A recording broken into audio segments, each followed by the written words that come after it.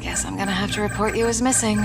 Quantum Error is the best modern example I can think of when it comes to a game that attempts to do so much and yet fails at almost all of it. The main exception is that as a science fiction horror game, it's oozing with style and will find every chance it can to flash its moody, creepy world at you. It's when you have to fight through it with shoddy gunplay against empty-headed enemies, sneak around with rudimentary stealth mechanics that barely work as advertised, or get up to the various door chopping and fire extinguishing tasks that impede your path to a dark secret, that you start to realize that you don't need to know much about theoretical physics to see the survival horror-shaped error sitting right in front of you.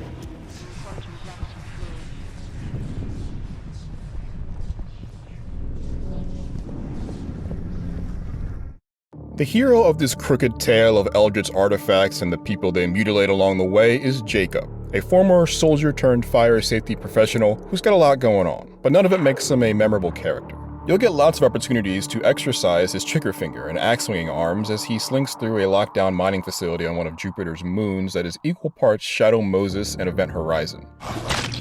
He's a bland tea biscuit of a character with all the stereotypical 2010-era lead features, including the death of his brother driving his completely uncompromising and off-putting need to save everyone all the time. 10 years it's been. Surprisingly, it's the firefighting segments that have the most potential here. There's almost a job simulator sort of zen to successfully venting rooms that contain active fire so that cutting through its door doesn't get you fried by a backdraft, or chasing a gas leak to its source and clamping a pipe with the jaws of life to shut it down. Beyond that, however, the ideas flame out.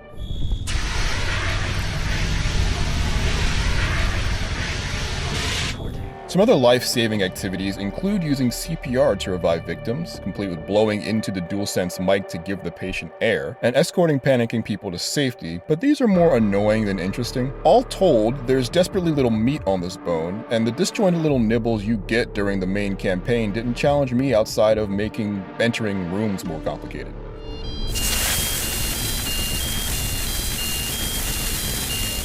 Traveling between the fire-branded, blood-soaked halls of the Monad facility is already pretty complicated though, because it's crawling with ravenous zombies and flesh-twisted monstrosities.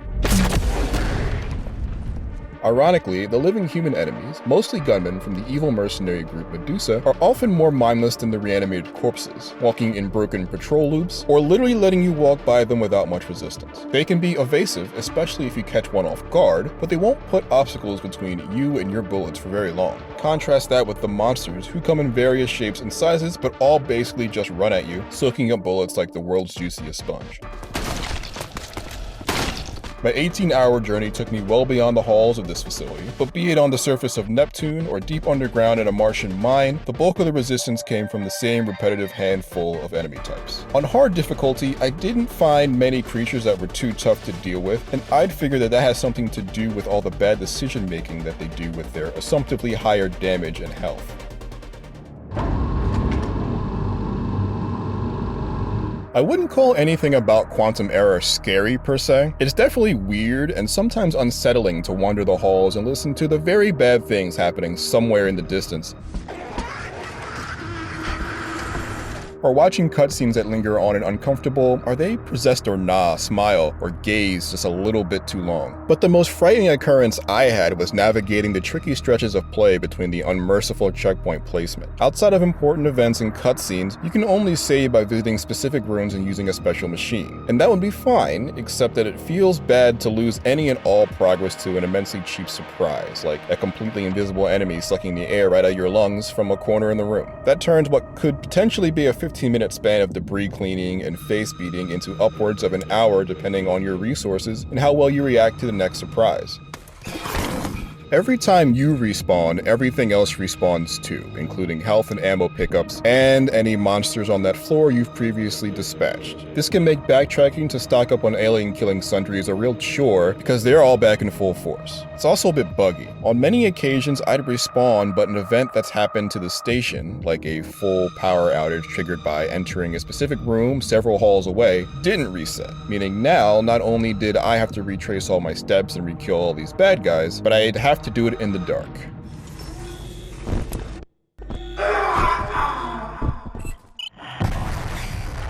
And doesn't help that many of these halls look just similar enough that you can get turned around with ease. And the maps, which you can only access at static positions on any given floor, are often unhelpful and, in some cases, incomplete. On a few occasions, quantum error broke even further, flashing me suddenly into parts of the map and with enemies I would later learn I am not supposed to see until many hours later. I don't think these are the errors that the title was referring to.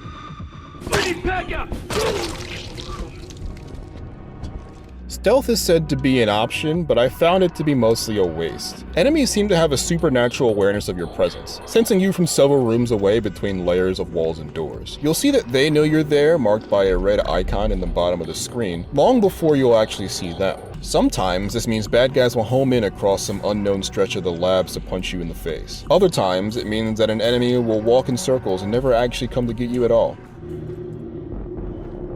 So I often chose to make a lot of noise myself, embracing the full plethora of firearms and firefighting tools that can double as weapons in a pinch. Even if it's the better option over stealth, gunplay is finicky. Much of the tension in combat comes from the battle you have to win against your unresponsive weapon wheels. It often takes multiple tries to even pull it up, and regularly ends up selecting weapons next to the ones I actually wanted.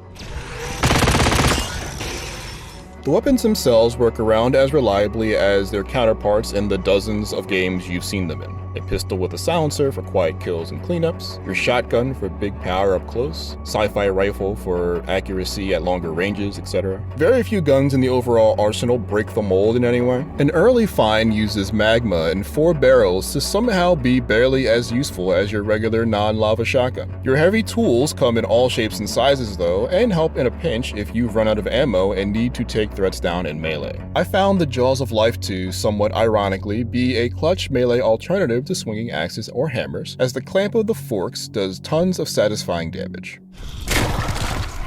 It's the moments between combat or sneaking around that stand out. Quantum Error uses sparse lighting and lots of prestige horror-inspired camera work to really nail the creepy mood. There's so many long cuts, slow pans, and unsettling zooms that sometimes the cutscenes feel like an A24 fan letter. You're going to see a lot of them over the campaign, some popping in at awkward times, slamming the action to a halt so fast that the HUD and occasional weapon sound may break into the presentation. Faces mostly look great, but textures on clothing and some surfaces are hazy. Even so, these cinematics were never ugly, even if some of the writing and acting felt cliché and predictable.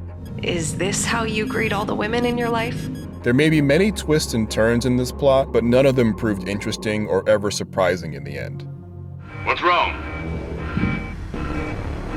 I don't know. If your goal this Halloween season is to scare up some heart-pounding, palm-sweating first-person horror action, Quantum Error should be low on your list of priorities. Its stylish and unsettling camera work suggests a depth and mystery that is just not here. Instead, you'll be terrorized by some extremely stupid and repetitive monsters and tortured by a painfully austere checkpoint system that comes with sometimes game-breaking respawns. Weapons are competent but rather mundane for the rich and moody sci-fi setting, and the ghost of missed opportunity haunts the firefighting system, which appears robust mechanically but is given almost no opportunity to justify its inclusion at all. For more, check out our reviews of RoboCop Rogue City or Alan Wake 2, and for everything else, stick with IGN.